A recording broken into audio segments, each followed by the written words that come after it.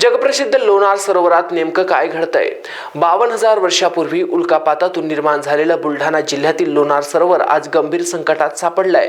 गेल्या 6 महिन्यापासून सरोवरातील पाण्याची पातळी रहस्यमयरित्या झपाट्याने वाढत आहे। याचा थेट फटका ऐतिहासिक आणि धार्मिक वारशाला बसत असून कधीही पाण्याखाली न गेलेलं कमळजा माता मंदिर तब्बल 15 फूट पाण्याखाली गेलंय।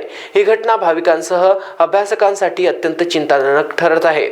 विशेष म्हणजे खाऱ्या आणि क्षारीय पाण्याच्या सरोवरात मागील काळात मासे आढळल्याने वैज्ञानिक जगात खळबळ उडाली आहे। असे असतानाच पाण्याची पातळी अचानक कुठून वाढते आहे? नव्या जलस्रोताचा उद्रेक आहे की पर्यावरणीय बदलाचा परिणाम? हे प्रश्न आजही अनुत्तरित आहेत। लोणार सरोवर पाहण्यासाठी देश विदेशातून शास्त्रज्ञ, संशोधक आणि पर्यटक येतात।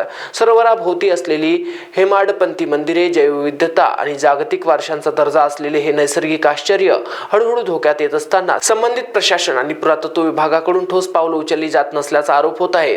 तज्ज्ञांच्या मते तात्काळ सखोल वैज्ञानिक संशोधन, पाण्याच्या स्रोतांचा शोध व संरक्षणात्मक उपाययोजना न केल्यास लोणार सरोवराचा हा अनमोल वारसा कायमचा नष्ट होण्याची भीती नाकारता येत नाही।